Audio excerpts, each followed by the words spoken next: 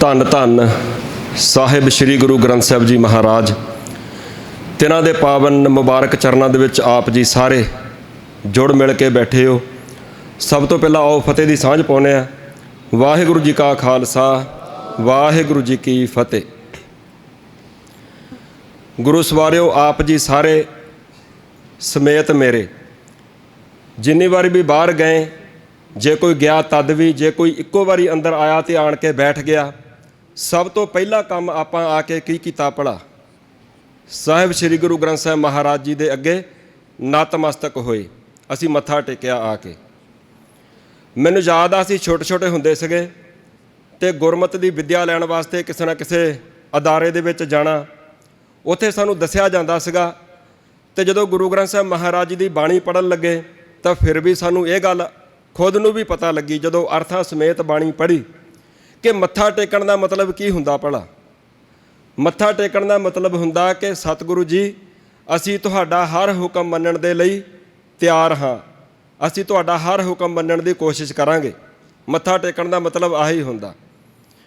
ਮੈਂ ਬੇਨਤੀ ਕਰਾਂ, ਜਿਸ ਗੁਰੂ ਨੂੰ ਆਪਾਂ ਸਾਰਿਆਂ ਨੇ ਆਣ ਕੇ ਮੱਥਾ ਟੇਕਿਆ ਔਰ ਫਿਰ ਗੁਰੂ ਦੀ ਹਜ਼ੂਰੀ ਵਿੱਚ ਆਪਾਂ ਕਹਿੰਦੇ ਬੈਠੇ ਹਾਂ ਆਪਾਂ, ਔਰ ਜਿੰਨੇ ਵੀ ਸੂਝਵਾਨ ਸੱਜਣ ਹੈਗੇ ਨੇ ਉਹਨਾਂ ਦੇ ਵਿਚਾਰ ਸਰਵਣ ਕਰ ਰਹੇ ਹਾਂ, ਗੁਰੂ ਦੀ ਹਜ਼ੂਰੀ ਵਿੱਚ ਬੈਠੇ ਹਾਂ ਨਾ ਜੀ।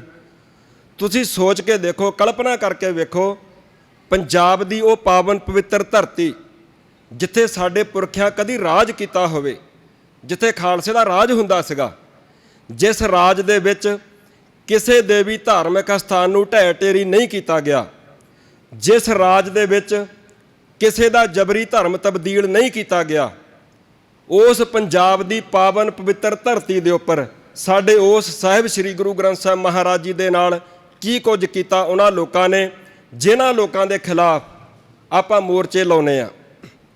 ਤੁਹਾਨੂੰ ਸ਼ਾਇਦ ਚੇਤੇ ਹੋਊਗਾ, ਸਾਨੂੰ ਇੱਕ ਨਾ ਭੁੱਲਣ ਦੀ ਬਹੁਤ ਜ਼ਿਆਦਾ ਆਦਤ ਆ, ਅਸੀਂ ਭੁੱਲ ਜਾਂਦੇ ਹਾਂ। ਮੈਂ ਇਸ ਕਰਕੇ ਇੱਕ ਪੱਤਰਕਾਰ ਹਾਂ ਜੀ। ਮੈਂ ਆਪਣੇ ਚੈਨਲ 'ਤੇ ਜਦੋਂ ਵੀ ਗੱਲ ਕਰਦਾ ਬੇਅਦਬੀ ਦੀ, ਤਾਂ ਮੈਂ ਅੱਜ ਤੋਂ 7 ਵਰ੍ਹੇ ਪਹਿਲਾਂ ਜਿਹੜੀ ਘਟਨਾ ਵਾਪਰੀ ਉਹਦਾ ਜ਼ਿਕਰ ਜ਼ਰੂਰ ਕਰਦਾ। ਉਹ ਪਾਵਨ ਪਵਿੱਤਰ ਧਰਤੀ ਜਿੱਥੇ ਅਸੀਂ ਰਾਜ ਕੀਤਾ, ਉਸ ਧਰਤੀ ਦੇ ਉੱਪਰ ਪਤਾ ਕੀ ਕੀਤਾ ਸੀ ਉਹਨਾਂ ਲੋਕਾਂ? ਸਾਹਿਬ ਸ੍ਰੀ ਗੁਰੂ ਗ੍ਰੰਥ ਸਾਹਿਬ ਮਹਾਰਾਜ ਪਾਵਨ ਸਰੂਪ ਚੋਰੀ ਕੀਤੇ ਜਾਂਦੇ।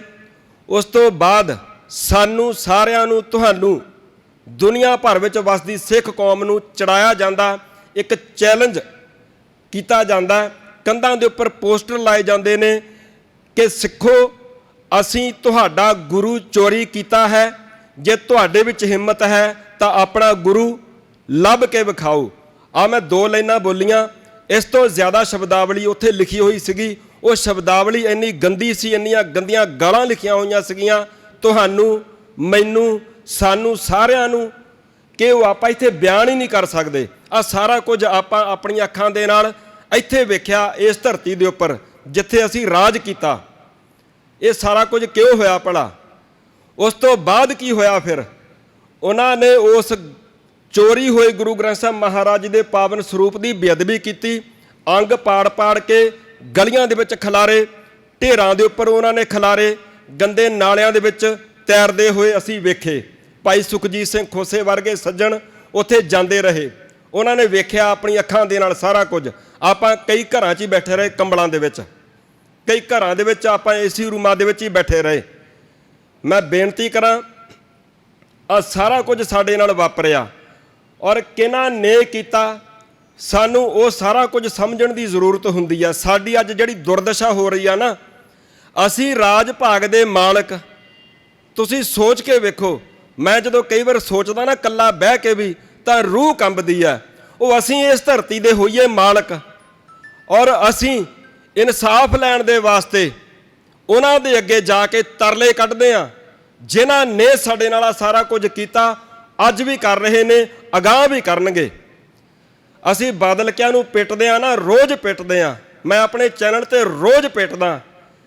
ਮੈਂ ਬੇਨਤੀ ਕਰਾਂ, ਸਾਨੂੰ ਸਮਝਣਾ ਥੋੜ੍ਹਾ ਸੌਖਾ ਹੋ ਜਾਊ, ਸਾਨੂੰ ਲੜਾਈ ਕਰਨੀ ਥੋੜ੍ਹੀ ਸੌਖੀ ਹੋ ਜਾਊ, ਜੇ ਸਾਨੂੰ ਇਸ ਗੱਲ ਦੀ ਸਮਝ ਆ ਜਾਵੇ ਕਿ ਇਹਨਾਂ ਲੋਕਾਂ ਦੇ ਪਿੱਛੇ ਕੌਣ ਤਾਕਤਾਂ ਨੇ, ਕਿਹੜੀਆਂ ਤਾਕਤਾਂ ਨੇ ਜਿਹੜੀਆਂ ਇਹਨਾਂ ਮੋਹਰਿਆਂ ਨੂੰ ਵਰਤਦੀਆਂ ਨੇ। ਸ਼ਾਇਦ ਤੁਸੀਂ ਇਸ ਗੱਲ ਦੇ ਨਾਲ ਸਹਿਮਤ ਹੋਵੋ, ਭਾਈ ਖੋਸੇ ਸਹਿਮਤ ਹੋਣਗੇ, ਕਿਉਂਕਿ ਜੇਲ੍ਹ ਜਾ ਕੇ ਆਏ ਆ, मैं भी कई बार जेल गया, मेरे घर दी भी नाल जाके आई आ। ਅਸੀਂ इस गल नूं पक्का दावे नाल मैं मोहर ला के कह सकदा, जिन्ना चिर तुहाडे इलाके दी पुलिस, तुहाडे इलाके दा प्रशासन ते हुकूमत सरकार सारी सहमत ना होवे, उन्ना चिर तुहाडे इलाके 'च कोई चोरी नहीं कर सकदा, उन्ना चिर कोई नशा नहीं ਵੇਚ ਸਕਦਾ, उन्ना चिर कोई गुरु ग्रंथ साहिब महाराज जी के पावन ਸਰੂਪਾਂ की बेअदबी नहीं कर सकता, उन्ना चिर कोई ਧੀਆਂ ਭੈਣਾਂ की बेपती नहीं कर सकता, उन्ना चिर कोई किसी की नस्ल कुशी नहीं कर सकता, उन्ना चिर कोई किसी के दुमाले नूं हथ नहीं पा सकता। पर साडे नाल सारा कुछ हुंदा कौन करदा? भला स्टेट, जिहड़ी पिछे स्टेट हुंदी आ ना, वो सारा कुछ करवाउंदी आ। उन्हां ने इन्हां बादलकियां दे मोढियां दे उपर चढ़ के साडे पंजाब दे साडे घरां तक पहुँच कीती, साडे खेतां तक पहुँच गए। असीं जिन्हां नूं कहने आ RSS, जिन्हां नूं कहने आ BJP, शायद आपां नूं पता होवे, असीं कहने आ कि सरकार बदल गई तो हुण तब्दीली आ जानी है। सानूं समझना चाहिदा कि सरकार बदलण दे नाल तब्दीली नहीं आउंदी हुंदी, क्योंकि जिहड़ा थिंक टैंक किसी भी मुल्क दे वास्ते नीतियां घड़दा, किसी भी स्टेट दे सूबे दे वास्ते नीतियां घड़दा, वो थिंक टैंक तुहाडीआं वोटां दे नाल थोड़ी बनदा। वो थिंक टैंक जो तय करदा, कोई भी सरकार होवे उन्हें उन्होंने लागू करना हुंदा, उन्होंने इंप्लीमेंट करना हुंदा। ये गल सानूं समझनी बहुत जरूरी आ, क्योंकि साडे मनां 'च एक भुलेखा आ, अकाली गए आ गए हुण खरे ठीक हो जाऊंगा, हुण ठीक हो गया भला, पंजाब पहले ही करजाई सीगा हुण करजा मुक्त हो गया भला, कुछ भी नहीं फर्क पैंदा, माड़ा मोटा इदां जिहा हुंदा, सानूं उही ठीक लगण लग पैंदा। सो मुक्कदी गल इह आ कि सानूं लड़ाई करनी सौखी हो जांदी आ ਜਦੋਂ ਸਾਨੂੰ ਇਹ ਸਮਝ ਆ ਜਾਵੇ ਕਿ ਜਿਹੜੀ ਪਿੱਛੇ ਤਾਕਤ ਵਾ ਨਾ ਸਟੇਟ, ਉਹ ਆਪਣੇ ਇਹਨਾਂ ਕਰਿੰਦਿਆਂ ਨੂੰ, ਇਹਨਾਂ ਮਹੰਤਾਂ ਨੂੰ, ਜਿਨ੍ਹਾਂ ਨੂੰ ਆਪਾਂ ਨਿਰਣੂ ਕਹਿੰਦੇ ਆ, ਇਹਨਾਂ ਨੂੰ ਮੋਹਰੇ ਬਣਾ ਕੇ ਵਰਤਦੀ ਆ। ਔਰ ਅਸੀਂ ਆਮ ਲੋਕ, ਅਸੀਂ ਸਾਰੇ, ਤੁਹਾਨੂੰ ਚੇਤੇ ਹੋਊਗਾ, ਮੈਨੂੰ ਚੇਤੇ ਆ, ਅਸੀਂ ਕਈ ਸਾਲ ਪਹਿਲਾਂ ਦੀ ਗੱਲ ਵਾ, 84 ਵਾਪਰ ਕੇ ਹਟੀ, ਮੈਂ ਛੋਟਾ ਜਿਹਾ ਸੀਗਾ, ਭਾਈ ਖੋਸੇ ਤਕਰੀਬਨ ਮੇਰੇ ਹਾਣੀ ਆ, ਪਰ ਇੰਨੀ ਸਮਝ ਨਹੀਂ ਸੀ ਹੁੰਦੀ ਕਿਉਂਕਿ ਮਸਲਿਆਂ ਦੇ ਨਾਲ ਕਦੀ ਟੱਚ ਨਹੀਂ ਸੀ ਰਹੇ। ਉਦੋਂ ਕਹਿੰਦਾ ਇੱਕ ਗੱਲ ਚੱਲਦੀ ਹੁੰਦੀ ਸੀਗੀ, ਲਾ ਵੀ ਹੁਣ ਸਾਡੀ ਸਰਕਾਰ ਆਉਣ ਲੱਗੀ ਆ, ਪੰਥਕ ਸਰਕਾਰ ਆਉਣ ਲੱਗੀ ਆ, ਕਾਂਗਰਸ ਨੇ, ਉਦੋਂ ਐਂ ਲੱਗਦਾ ਸੀ ਕਾਂਗਰਸ ਨੇ ਕਰਵਾਇਆ ਖਰੇ, ਇੱਦਾਂ ਹੀ ਲੱਗਦਾ ਸੀ ਸਾਨੂੰ ਸਾਰਿਆਂ ਨੂੰ, ਕਈਆਂ ਨੂੰ ਹੁਣ ਵੀ ਐਂ ਹੀ ਲੱਗਦਾ ਵੀ ਉਹਨਾਂ ਨੇ ਕਰਵਾਇਆ ਸੀਗਾ, ਬਾਕੀ ਦਾ ਪੰਥਕ ਹੀ ਆ। ਇਹ ਸਾਡਾ ਭੁਲੇਖਾ, ਤੇ ਸਾਨੂੰ ਐਂ ਲੱਗਿਆ ਕਰੇ ਵੀ ਹੁਣ ਸਾਡੇ ਆਪਦਿਆਂ ਦੀ ਸਰਕਾਰ ਆ ਜਾਣੀ ਆ, ਹੁਣ ਸਾਨੂੰ ਇਨਸਾਫ ਵੀ ਮਿਲ ਜਾਣਾ, ਹੁਣ ਸਾਰਾ ਕੁਝ ਹੀ ਠੀਕ ਹੋ ਜਾਣਾ। ਹੋਇਆ ਭਲਾ? ਉਹ ਤੋਂ ਜ਼ਿਆਦਾ ਹਾਲਾਤ ਖਰਾਬ ਹੋ ਗਏ। ਇੱਧਰ ਗੁਰੂ ਗ੍ਰੰਥ ਸਾਹਿਬ ਮਹਾਰਾਜ ਦੇ ਪਾਵਨ ਸਰੂਪਾਂ ਦੀ ਬੇਅਦਬੀ ਹੁੰਦੀ ਆ, ਉੱਧਰ ਇਹ ਲੋਕ ਕੀ ਕਰਦੇ ਭਲਾ? ਉਹ ਇੱਕ ਬੀਬੀ ਪ੍ਰਿੰਕਾ ਚੋਪੜਾ ਨੂੰ ਲਿਆ ਕੇ ਤੋਂ ਉੱਥੇ ਡਾਂਸ ਕਰਵਾਉਂਦੇ ਹੁੰਦੇ ਆ, ਨਿੱਕਰ ਜੀ ਪਾ ਕੇ ਡਾਂਸ ਕਰਦੀ ਆ, ਮੋਹਰੇ ਬਹਿ ਕੇ ਡਾਂਸ ਦੇਖਣ ਡਏ ਆ। ਅੱਜ ਅਕਾਲ ਤਖਤ ਸਾਹਿਬ ਦੇ ਉੱਪਰ ਬਹਿ ਕੇ ਸੁਖਬੀਰ ਬਾਦਲ, ਉਹਨੂੰ ਸਾਰਾ ਹੀ ਪਤਾ, ਤੁਸੀਂ ਉਹਦੀ ਸਪੀਚਾਂ ਸੁਣ ਕੇ ਵੇਖਿਆ ਕਰੋ। ਇੱਕ ਤੇ ਬੰਦਾ ਕਹਿੰਦਾ ਇਹਨਾਂ ਨੂੰ ਪਤਾ ਨਹੀਂ ਹੈਗਾ ਕੱਖ ਵੀ, ਉਹਨਾਂ ਨੂੰ ਸਾਰਾ ਕੁਝ ਹੀ ਪਤਾ ਆ।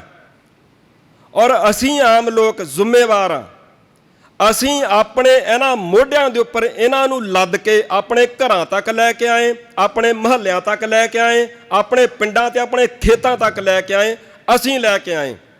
ਹੁਣ ਸਵਾਲ ਗੱਲ ਇਹ ਆ, ਜੇ ਅਸੀਂ ਸਮਝਣ ਨੂੰ ਤਿਆਰ ਹਾਂ ਕਿ ਅਸੀਂ ਵੀ ਜ਼ਿੰਮੇਵਾਰ ਹਾਂ, ਤਾਂ ਆਓ ਅਸੀਂ ਅੱਗੇ ਤੋਂ ਤਹਈਆ ਕਰ ਲਈਏ।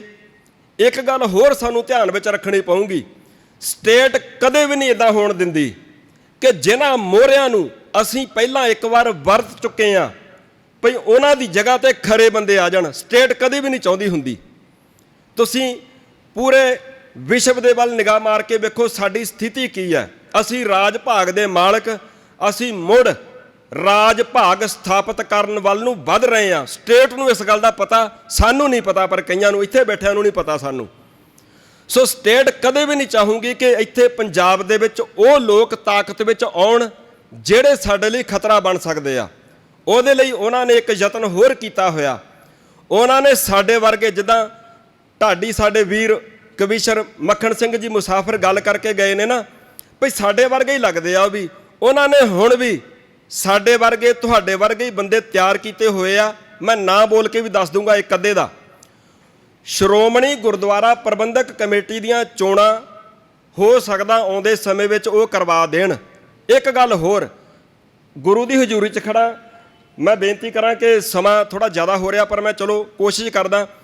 ਸਾਡੇ ਸਿੱਖ ਧਰਮ ਦੇ ਵਿੱਚ, ਗੁਰਮਤ ਦੇ ਵਿੱਚ ਇਲੈਕਸ਼ਨ ਸਿਸਟਮ ਨਾਂ ਦੀ ਕੋਈ ਚੀਜ਼ ਨਹੀਂ ਹੈ। ਜਿਹੜਾ ਸਾਡਾ ਕਨਸੈਪਟ ਆ ਉਹ ਹੈ ਸਿਲੈਕਸ਼ਨ ਦਾ।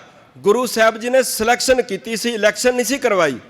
ਇਲੈਕਸ਼ਨ ਵਾਲਾ ਜਿਹੜਾ ਇਹ ਢੋਲ ਸਾਡੇ ਗਲ ਦੇ ਵਿੱਚ ਪਾ ਦਿੱਤਾ ਗਿਆ ਧੱਕੇ ਨਾਲ। ਸੋਚ ਕੇ ਵੇਖੋ ਸਾਡੀ ਹਾਲਤ ਕੀ ਆ, ਉਹਨਾਂ ਲੋਕਾਂ ਦੀ ਹਾਲਤ ਕੀ ਆ ਜਿਨ੍ਹਾਂ ਦੇ ਪੁਰਖਿਆਂ ਇੱਥੇ ਰਾਜ ਕੀਤਾ। ਸਾਡੇ ਗਲੇ ਵਿੱਚ ਧੱਕੇ ਨਾਲ ਇਲੈਕਸ਼ਨ ਵਾਲਾ ਢੋਲ ਪਾਇਆ ਗਿਆ, ਔਰ ਉਸ ਤੋਂ ਬਾਅਦ ਸਾਡੀ ਤਰਾਸਦੀ ਦੇਖੋ ਕਿੱਦਾਂ ਦੀ ਆ। ਉਹ ਢੋਲ ਅਸੀਂ ਵਜਾਉਣਾ ਕਦੋਂ ਨੂੰ ਆ, ਇਹ ਗੱਲ ਕੇਂਦਰ ਦੀ ਸਰਕਾਰ ਤੈਅ ਕਰਦੀ ਆ। ਸੋਚ ਕੇ ਵੇਖੋ, ਬਾਕੀ ਸਾਰੀਆਂ ਚੋਣਾਂ 5 ਵਰ੍ਹਿਆਂ ਬਾਅਦ ਹੁੰਦੀਆਂ ਕਿ ਨਹੀਂ ਹੁੰਦੀਆਂ, ਪਰ ਸਾਡੀ ਜਿਹੜੀ ਸ਼੍ਰੋਮਣੀ ਗੁਰਦੁਆਰਾ ਪ੍ਰਬੰਧਕ ਕਮੇਟੀ ਦੀ ਚੋਣ ਆ ਉਹ 5 ਵਰ੍ਹਿਆਂ ਬਾਅਦ ਕਿਉਂ ਨਹੀਂ ਹੁੰਦੀ ਭਲਾ? ਉਹ ਨਹੀਂ ਹੋਣ ਦੇਣਾ ਚਾਹੁੰਦੇ। ਐਤਕੀ ਤੁਹਾਨੂੰ ਪਤਾ ਕਿੰਨੇ ਵਰ੍ਹੇ ਬੀਤ ਚੁੱਕੇ ਆ, ਚੋਣਾਂ ਹੀ ਨਹੀਂ ਹੋਈਆਂ, ਕਰਵਾਈਆਂ ਹੀ ਨਹੀਂ ਅਗਲਿਆਂ ਨੇ। ਉਹ ਚੋਣ ਉਦੋਂ ਕਰਵਾਉਂਦੇ ਆ ਜਦੋਂ ਉਹਨਾਂ ਨੂੰ ਪਤਾ ਹੋਵੇ ਕਿ ਸਾਡੇ ਕੰਟਰੋਲ ਦੇ ਵਿੱਚ ਹੀ ਰਹਿਣਾ। ਜਦੋਂ ਖਾਲਸੇ ਦੀ ਚੜ੍ਹਾਈ ਹੁੰਦੀ ਆ ਨਾ, ਉਸ ਵੇਲੇ ਚੋਣਾਂ ਨਹੀਂ ਕਰਾਉਂਦੇ ਉਹ। ਹੁਣ ਉਹਨਾਂ ਨੇ ਢੀਂਡਸੇ ਵਰਗੇ ਬੰਦਿਆਂ ਨੂੰ ਮੋਹਰੇ ਲਾ ਕੇ ਇਸ਼ਾਰਾ ਦਿੱਤਾ ਹੋਇਆ ਕਿ ਆਉਂਦੇ ਸਮੇਂ 'ਚ ਚੋਣਾਂ ਕਰਵਾਉਣੀਆਂ, ਤੁਸੀਂ ਆਪਣਾ ਪਲੇਟਫਾਰਮ ਦੇ ਉੱਪਰ ਆਪਣਾ ਨੱਚੋ, ਆਪਣਾ ਆਧਾਰ ਕਾਇਮ ਕਰਨ ਦੇ ਯਤਨ ਕਰੋ। ਅੱਜ ਸੁਖਬੀਰ ਬਾਦਲ ਹੁਣਾਂ ਨੂੰ ਪੰਥਕ ਮਸਲੇ ਵੀ ਚੇਤੇ ਆ ਗਏ, ਅੱਜ ਬੰਦੀ ਸਿੰਘ ਵੀ ਚੇਤੇ ਆ ਗਏ। 4 ਦਿਨ ਜੇਲ੍ਹ ਦੇ ਵਿੱਚ ਰਹਿਣਾ ਪੈ ਜਾਵੇ ਨਾ ਜੇ। ਮੈਨੂੰ ਪਤਾ ਭਾਈ ਖੋਸਾ ਜੀ 18 ਮਹੀਨੇ ਰਹਿ ਕੇ ਆਏ, ਕਿੰਨਾ ਔਖਾ ਹੋਣਾ ਪੈਂਦਾ। 18 ਮਹੀਨੇ ਭਾਈ ਖੋਸਾ ਆਪਣੀ ਜ਼ਿੰਦਗੀ ਦੇ ਜੇਲ੍ਹ ਦੇ ਵਿੱਚ ਗਾਲ ਕੇ ਨਹੀਂ ਆਇਆ, ਜੇਲ੍ਹ ਦੇ ਵਿੱਚ ਸਫਲ ਕਰਕੇ ਆਇਆ। ਮੈਨੂੰ ਇੱਕ ਬਜ਼ੁਰਗਾਂ ਨੇ ਆਖਿਆ ਸੀ, ਮੈਨੂੰ ਕਹਿੰਦੇ ਤੂੰ ਆਪਣੇ ਚੈਨਲ ਤੇ ਕਈ ਵਾਰ ਕਹਿਣਾ ਸਾਡੇ ਬੰਦੀ ਸਿੰਘਾਂ ਨੇ 27 32 ਵਰ੍ਹੇ ਜੇਲ੍ਹਾਂ ਦੇ ਵਿੱਚ ਗਾਲ ਦਿੱਤੇ। ਕਹਿੰਦੇ ਗਾਲੇ ਨਹੀਂ, ਐ ਨਾ ਬੋਲਿਆ ਕਰੋ। ਉਹਨਾਂ ਨੇ ਆਪਣੀ ਜ਼ਿੰਦਗੀ ਸਫਲ ਕਰ ਲਈ। ਜ਼ਿੰਦਗੀ ਤਾਂ ਸਾਡੀ ਗਲੀ ਆ ਬਾਹਰ, ਜਿਹੜੇ ਅਸੀਂ ਪੰਥਕ ਮਸਲਿਆਂ ਵੱਲ ਧਿਆਨ ਹੀ ਨਹੀਂ ਕਰਦੇ ਹੈਗੇ। ਜ਼ਿੰਦਗੀ ਸਾਡੀ ਇਹ 18 ਮਹੀਨੇ ਜੇਲ੍ਹ ਦੀ 4 ਦੀਵਾਰੀ ਦੇ ਅੰਦਰ ਭਾਈ ਖੋਸਾ। ਔਰ ਮੈਨੂੰ ਚੇਤਾ ਕਿ ਜਦੋਂ ਜੇਲ੍ਹ ਦੇ ਵਿੱਚ ਆਪਾਂ ਜਾਈਦਾ ਨਾ, ਕਦੀ ਵੀ ਕੋਈ ਸੱਦਾ ਜਿਹਾ ਆਉਂਦਾ, ਧਿਆਨ ਬਾਹਰ ਹੀ ਹੁੰਦਾ। ਘਰੇ ਘਰ ਵਾਲੀ ਨਾਲ ਗੱਲ ਹੋਵੇ, ਜ਼ਮਾਨਤ ਹੋ ਗਈ ਭਲਾ ਕਿ ਨਹੀਂ ਹੋ ਗਈ, ਐਦਾਂ ਹੁੰਦਾ। ਸੋਚ ਕੇ ਵੇਖੋ ਉਹਨਾਂ ਵੱਲ ਜਿਨ੍ਹਾਂ ਨੇ ਸਾਰੀਆਂ ਜਵਾਨੀਆਂ ਜੇਲ੍ਹਾਂ ਦੀਆਂ 4 ਦੀਵਾਰੀਆਂ ਦੇ ਅੰਦਰ ਬਿਤਾਈਆਂ ਸਾਡੇ ਵਾਸਤੇ। ਹੁਣ ਗੱਲ ਇਹ ਆ ਭਈ ਉਹਨਾਂ ਲੋਕਾਂ ਨੂੰ ਧਿਆਨ ਵਿੱਚ ਰੱਖਣ ਦੀ ਲੋੜ ਆ ਜਿਨ੍ਹਾਂ ਨੂੰ ਕੇਂਦਰ ਦੀ ਹਕੂਮਤ ਨੇ, ਸਟੇਟ ਨੇ ਹੁਣ ਫਿਰ ਮੋਹਰੇ ਲਾ ਕੇ ਸ਼੍ਰੋਮਣੀ ਗੁਰਦੁਆਰਾ ਪ੍ਰਬੰਧਕ ਕਮੇਟੀ ਦੀਆਂ ਚੋਣਾਂ ਦੇ ਵਿੱਚ ਉਤਾਰਨਾ। ਔਰ ਉਹਨਾਂ ਦੀ ਕੋਸ਼ਿਸ਼ ਰਹਿਣੀ ਹੈ ਕਿ ਅਸੀਂ ਕਾਬਜ਼ ਹੋ ਕੇ ਰਹੀਏ। ਜਿਹੜੇ ਪਹਿਲਾਂ ਜਿਨ੍ਹਾਂ ਨੇ ਘਾਣ ਕੀਤਾ ਸਾਡਾ, ਜਿਨ੍ਹਾਂ ਨੇ ਭਾਈ ਖੋਸੇ ਨੂੰ ਕੁੱਟਿਆ, ਖੋਸੇ ਵਰਗਿਆਂ ਨੂੰ ਕੁੱਟਿਆ, ਜਿਨ੍ਹਾਂ ਨੇ ਉੱਥੇ ਲੰਮੇ ਪਾ ਕੇ ਕੁੱਟਿਆ। ਤੁਹਾਨੂੰ ਮੈਂ ਇੰਟਰਵਿਊ ਕੀਤੀ ਸੀ ਸੱਜਣਾ ਦੇ ਨਾਲ, ਲਾਸ਼ਾਂ ਪਈਆਂ ਹੋਈਆਂ ਸਾਡੇ ਚੈਨਲ ਦੇ ਉੱਪਰ, ਕੋਈ ਵੀ ਦੇਖ ਸਕਦਾ ਅੱਜ। ਉਹ ਸਵਾਲਾਂ ਦੇ ਜਵਾਬ ਨਹੀਂ ਦਿੰਦੇ। ਜੇ ਅਸੀਂ ਲੱਭਣ ਤੇ ਆ ਗਏ ਨਾ 328 ਸਰੂਪ, ਅਸੀਂ ਉਹਨਾਂ ਨੂੰ ਪੁੱਛਦੇ ਹਾਂ ਕਿੱਥੇ ਆ, ਤਾਂ ਇੱਕ ਇੱਕ ਕਰਕੇ ਅਸੀਂ ਲੱਭ ਕੇ ਅਸੀਂ ਲੈ ਕੇ ਆਵਾਂਗੇ ਮੋਰੇ। ਇੱਕ ਸਰੂਪ ਉੱਥੇ ਪਿਆ, ਇੱਕ ਸਰੂਪ ਉੱਥੇ ਪਿਆ, ਇੱਕ ਸਰੂਪ ਉੱਥੇ ਪਿਆ। ਕਰੋ ਤਹੀਆ, ਕਰੋ ਯਤਨ, ਸਾਰੇ ਜਣੇ ਹੋ ਜਾਓ ਇਕੱਠੇ, ਮਾਰੋ ਹੰਬਲਾ। ਉਹਨਾਂ ਲੋਕਾਂ ਨੇ ਤੁਹਾਡਾ ਘਾਣ ਕੀਤਾ, ਉਹ ਮੁੜ ਯਤਨ ਕਰ ਰਹੇ ਆ ਕਿ ਅਸੀਂ ਆਪਣੇ ਪੈਰ ਫੇਰ ਇਸ ਧਰਤੀ ਦੇ ਉੱਪਰ ਲਾ ਦਈਏ। ਇਹ ਹੁਣ ਤੁਸੀਂ ਵੇਖਣਾ, ਇਹ ਹੁਣ ਅਸੀਂ ਵੇਖਣਾ ਕਿ ਆਪੋ ਆਪਣੇ ਹਲਕੇ ਦੇ ਵਿੱਚ ਮੁੜ ਉਹਨਾਂ ਦੇ ਪੈਰ ਲੱਗਣ ਦੇਣੇ ਜਾਂ ਨਹੀਂ। ਫੈਸਲਾ ਤੁਹਾਡੇ ਹੱਥ ਆ, ਫੈਸਲਾ ਸਾਡੇ ਹੱਥ ਆ। ਆਪਣੇ ਹਲਕੇ ਦੇ ਵਿੱਚ ਵਧੀਆ ਬੰਦਿਆਂ ਦੀ ਪਹਿਚਾਣ ਕਰੋ, ਜਿਹੜੇ ਕੌਮ ਦੀ ਖਾਤਰ ਕੁੱਟ ਵੀ ਖਾਂਦੇ ਆ, ਜੇਲ੍ਹਾਂ 'ਚ ਵੀ ਜਾਂਦੇ ਆ, ਜਿਹੜੇ ਕੌਮ ਦੀ ਆਨ ਬਾਨ ਤੇ ਸ਼ਾਨ ਨੂੰ ਬਰਕਰਾਰ ਰੱਖਣ ਦੀ ਖਾਤਰ ਆਪਣੇ ਟੱਬਰਾਂ ਦੀ ਪਰਵਾਹ ਵੀ ਨਹੀਂ ਕਰਦੇ। ਉਹਨਾਂ ਲੋਕਾਂ ਨੂੰ ਮੋਹਰੇ ਲੈ ਕੇ ਆਓ ਤਾਂ ਸਾਡਾ ਕੁਝ ਸੰਵਰਨਾ, ਵਰਨਾ ਸਾਡਾ ਕੁਝ ਸੰਵਰਨਾ ਨਹੀਂ ਹੈ। ਪਰ ਸਿਰੇ ਦੀ ਗੱਲ ਜਿਹੜੀ ਆ ਉਹ ਇਹ ਹੈ, ਜਿਨ੍ਹਾਂ ਦੇ ਰਾਜ ਭਾਗ ਹੁੰਦੇ ਨੇ ਨਾ, ਧਰਮ ਵੀ ਉਹਨਾਂ ਦੇ, ਚੜ੍ਹਾਈਆਂ ਵੀ ਉਹਨਾਂ ਦੀਆਂ ਹੁੰਦੀਆਂ ਨੇ। ਜਿਨ੍ਹਾਂ ਦੇ ਰਾਜ ਭਾਗ ਨਹੀਂ ਹੁੰਦੇ ਨਾ, ਨਹੀਂ ਹੁੰਦੇ ਜਿਨ੍ਹਾਂ ਦੇ, ਉਹਨਾਂ ਨਾਲ ਕੀ ਹੁੰਦਾ ਭਲਾ? ਉਹਨਾਂ ਦੀ ਜਵਾਨੀ ਵੀ ਰੁਲਦੀ ਆ, ਉਹਨਾਂ ਦੀਆਂ ਪੱਗਾਂ ਵੀ ਉਤਾਰੀਆਂ ਜਾਂਦੀਆਂ, ਉਹਨਾਂ ਦੇ ਯੋਧਿਆਂ ਜਰਨੈਲਾਂ ਦੀਆਂ ਫੋਟੋਆਂ ਵੀ ਗੱਡੀਆਂ ਦੇ ਉੱਪਰੋਂ ਲਾਈਆਂ ਜਾਂਦੀਆਂ, ਉਹਨਾਂ ਦੇ ਸਾਹਿਬ ਸ੍ਰੀ ਗੁਰੂ ਗ੍ਰੰਥ ਸਾਹਿਬ ਮਹਾਰਾਜ ਦੇ ਪਾਵਨ ਸਰੂਪ ਵੀ ਪਾੜ ਕੇ ਗਲੀਆਂ 'ਚ ਰੋਲੇ ਜਾਂਦੇ ਆ, ਜਿਨ੍ਹਾਂ ਦੇ ਰਾਜ ਭਾਗ ਨਹੀਂ ਹੁੰਦੇ। ਜੇ ਹੁਣ ਵੀ ਸਾਨੂੰ ਸਮਝ ਨਹੀਂ ਆਈ ਤਾਂ ਫਿਰ ਕਦੀ ਨਹੀਂ ਆਉਣੀ। ਮੈਂ ਉਮੀਦ ਕਰਦਾ ਕਿ ਆਪਾਂ ਸਾਰੇ ਜਾਣੇ ਜ਼ਰੂਰ ਸਮਝਾਂਗੇ। ਹੋਈਆਂ ਭੁੱਲਾਂ ਦੀ ਖਿਮਾ, ਟਾਈਮ ਜ਼ਿਆਦਾ ਲੈ ਗਿਆ, ਉਹਦੀ ਜ਼ਿਆਦਾ ਮੈਂ ਖਿਮਾ ਮੰਗਦਾ ਜੀ। ਵਾਹਿਗੁਰੂ ਜੀ ਕਾ ਖਾਲਸਾ, ਵਾਹਿਗੁਰੂ ਜੀ ਕੀ ਫਤਿਹ।